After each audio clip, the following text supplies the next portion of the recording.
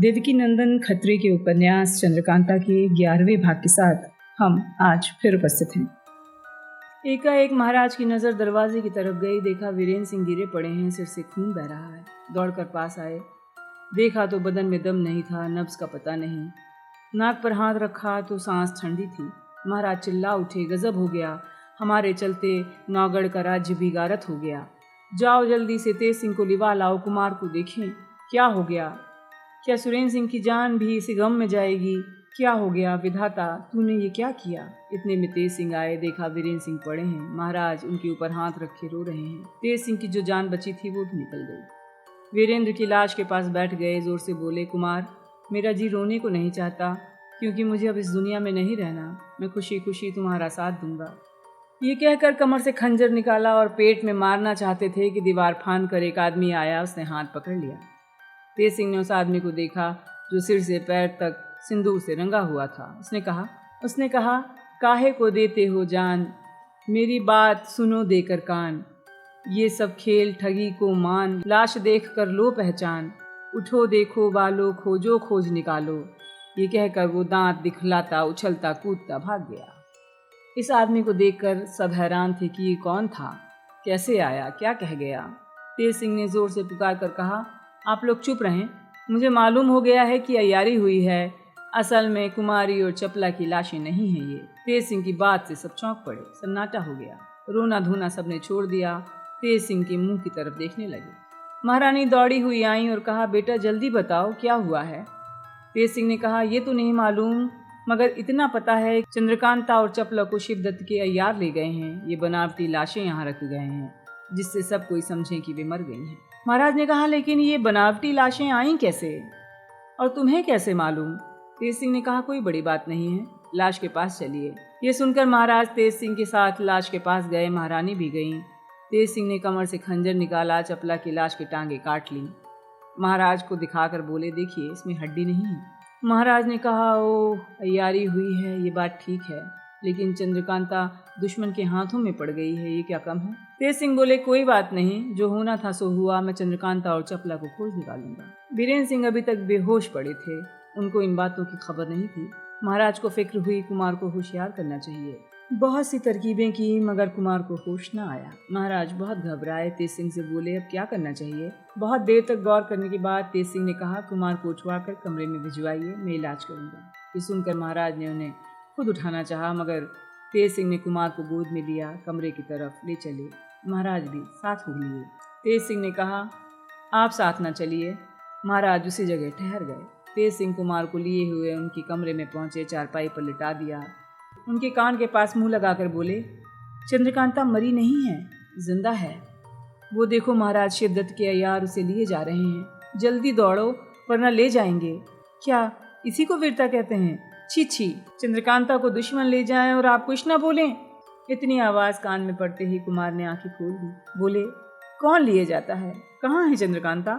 तेज सिंह ने कहा, कुमारी जिंदा है, मगर दुश्मन उन्हें उठा ले गया है। इधर उधर नकली लाश रखकर रंग फैला दिया है, जिससे लोग कुमारी को मरी हुई जानकर पीछा न करें।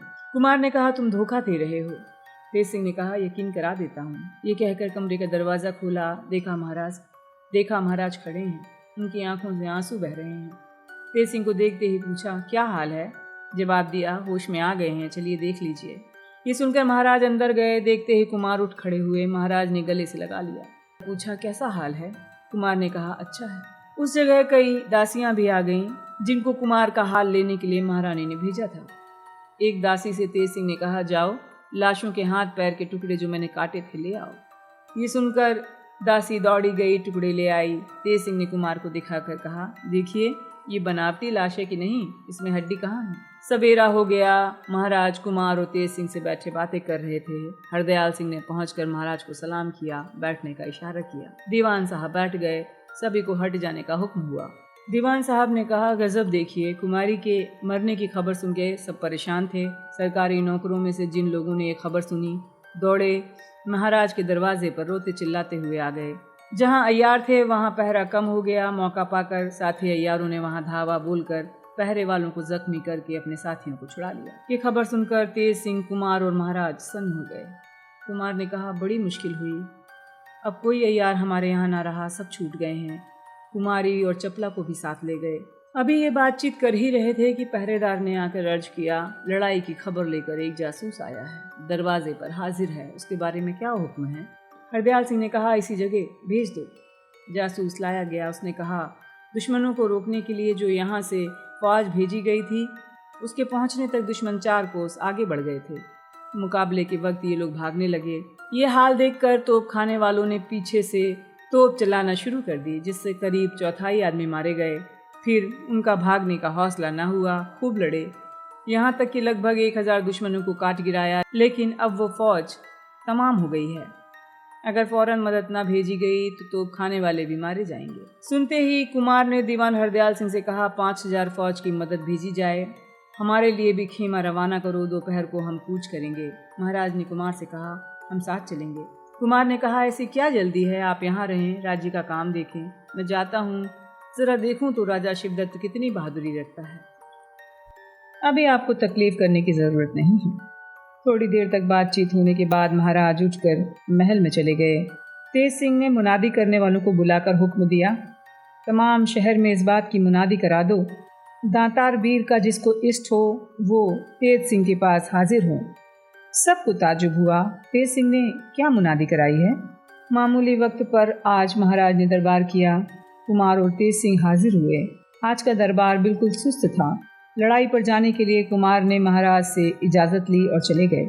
महाराज भी उठकर महल में चले गए। ये तो निश्चय हो गया था कि चंद्रकांता और चपला जीवित हैं, मगर कहाँ हैं, किस हाल में? ये सोचकर महारानी से लेकर दासी तक सब उदास थे। सबकी आंखों से आंसू बह रहे थे।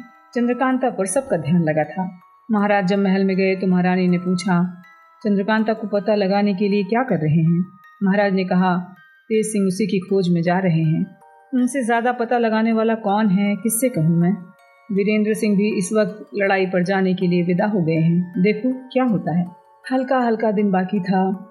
एक मैदान में हरी धूप पर 15-20 कुर्सियाँ रखी हुई थीं और सिर्फ 3 आदमी, कुंवर वीरेंद्र सिंह, तेज सिंह और सेनापति फतेह सिंह बैठे थे। बाकी कुर्सियाँ खाली थीं।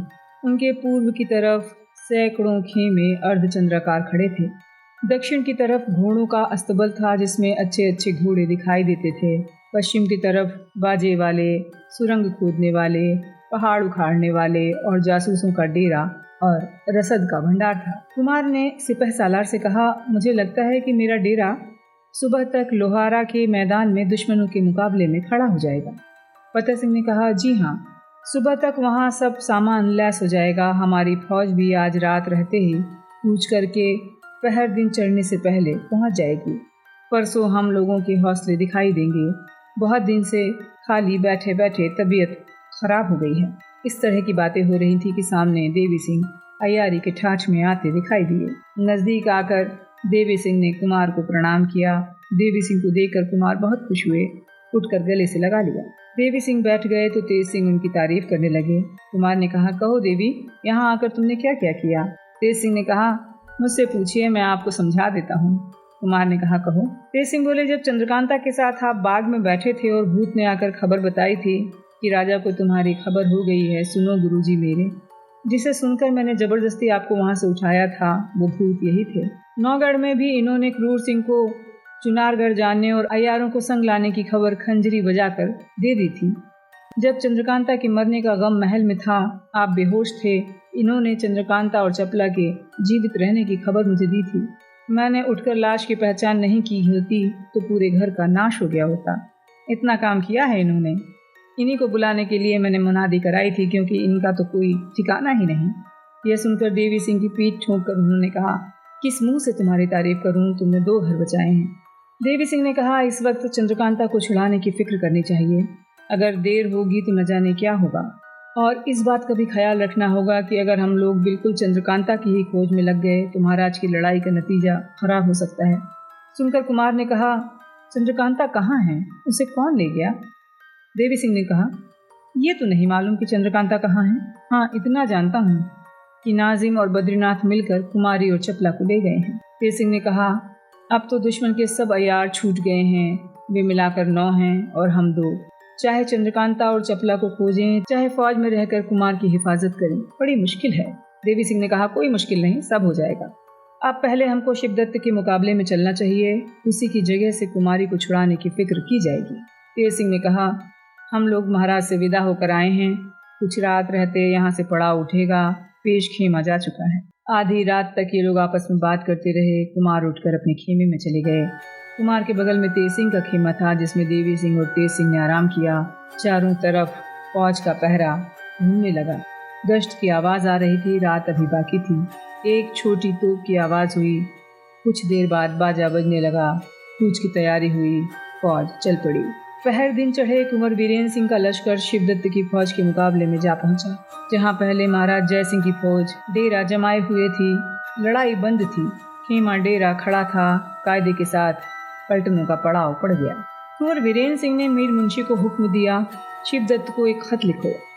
मालूम होता है आजकल तुम्हारे मिजाज में गर्मी आ गई है। जो बैठे बिठाए एक नालायक क्रूर सिंह के भड़काने पर महाराज जय सिंह से लड़ाई ठान ली है। ये भी मालूम हो गया है कि तुम्हारे अय्यार चंद्रकांता और चपला को चुरा लाए हैं। सो बेहतर है कि उन्हें इज्जत के साथ महाराज जय सिंह के पास भेज दो। वापस जाओ, नहीं तो पछताओगे। भागते राह न मिलेगी। मीर मुंशी ने खत तैयार किया। कुमार ने कहा, यह खत लेकर कौन जाएगा? ये सुनकर देवी सिंह बोले, मुझे इजाज़त दीजिए, मैं खत लेकर जाऊं, क्योंकि शिवदत्त से बात करने की बड़ी लालसा है। कुमार ने कहा, इतनी बड़ी फौज में तुम्हारा जाना ठीक नहीं है। तेज सिंह ने कहा, कोई हर्ज नहीं, जाने दीजिए। आखिर कुमार ने अपनी कमर से खंजर निकाल कर दिया, जिसे देवी सिंह ने प्रणाम करके ले लिया। खत बटुए में रखा। तेज सिंह के चरण छूकर रवाना हुए। महाराज शिवदत्त के पलटन वालों में से कोई भी देवी सिंह को नहीं पहचानता था। दूर से इन्होंने देखा, बड़ा सा कारचोबी खेमा खड़ा है। समझ गए महाराज का खेमा है। धड़धड़ाते हुए खेमे के दरवाजे पर पहुंच गए। पहरे वालों से कहा, राजा को जाके खबर करो, कुंवर वीरेंद्र सिंह का यार खत लेकर आया है। प्यादा दौड़ गया। महाराज शिवदत्त को खबर की। उन्होंने हुक्म दिया, आने दो। देवी सिंह खेमे के अंदर गए। देखा बीच में महाराज शिवदत्त सोने के जड़ाऊ सिंहासन पर बैठे हैं। बाईं तरफ दीवान साहब, इसके बाद दोनों तरफ बड़े बड़े बहादुर बेशकीमती पोशाकें पहने लोग कुर्सियों पर बैठे हुए हैं, जिनके देख लेने से कमज़ोरों का दिल दहल जाएगा। इसके बाद दोनों तरफ नीम कुर्सियों पर अय्यार लोग विराजमान हैं। देवी सिंह ने किसी को सलाम नहीं किया, बीच में जाकर खड़े हो गए। चारों तरफ निगाह दौड़ाकर गौर से देखा, फिर बढ़कर खत महाराज के सिंहासन पर रख दिया। देवी सिंह की बेअदबी देखकर महाराज शिवदत्त गुस्से से लाल हो गए। बोले, एक मच्छर को इतना हौसला हो गया है कि हाथी से मुकाबला करे? अभी तो वीरेंद्र सिंह के मुंह से दूध की महक भी न गई होगी। ये कहते हुए खत हाथ में लेकर फाड़ दिया। खत का फटना था कि देवी सिंह की आंखें लाल हो गईं। बोले, जिसके सर पर मौत सवार होती है, बुद्धि पहले हवा खाने चली जाती है। देवी सिंह की बात तीर की तरह शिवदत्त के कलेजे के पार हो गई। बोले, पकड़ो इस बेअदब को। इतना कहना था कि कई पहरेदार देवी सिंह की तरफ झुके। उन्होंने खंजर निकालकर 2-3 चौबदारों की सफाई की। फुर्ती से अपने अय्यारी के बटुए से एक गेंद निकालकर जोर से जमीन पर मारी। भयानक आवाज हुई। दरबार टहल गया। महाराज एकदम चौंक पड़े। उनके सिर पर लगे मुकुट में हीरे का एक पेंच था, जो जमीन पर गिर पड़ा। लपक कर देवी सिंह ने उठाया, कूदकर खेमे से बाहर निकल गए। सब देखते रह गए, किसी से कुछ करते न बना। सारा गुस्सा शिवदत्त ने अय्यारों पर निकाला। लानत है तुम लोग की अय्यारी पर, जो तुम लोगों के देखते देखते एक दुश्मन हमारी बेइज्जती करके चला गया। बद्रीनाथ ने जवाब दिया, महाराज हम लोग अय्यार हैं। 1000 आदमियों में अकेले घुसकर काम करते हैं, मगर एक आदमी पर 10 अय्यार नहीं टूटते। ये हम लोगों के कायदे के बाहर है। बड़े बड़े पहलवान भी तो हैं, इन लोगों ने क्या किया? बद्रीनाथ की बात का जवाब शिवदत्त ने नहीं दिया। कहा, अच्छा कल हम देख लेंगे। आज के अंक में इतना ही। कल सुनिएगा चंद्रकांता और चपला की तलाश में तेज सिंह और देवी सिंह क्या करते हैं। उन्हें ढूंढ पाते हैं या विजयगढ़ की फौज को चुनारगढ़ के सामने आत्मसमर्पण करना होगा। अब अनुमति दीजिए। नमस्कार।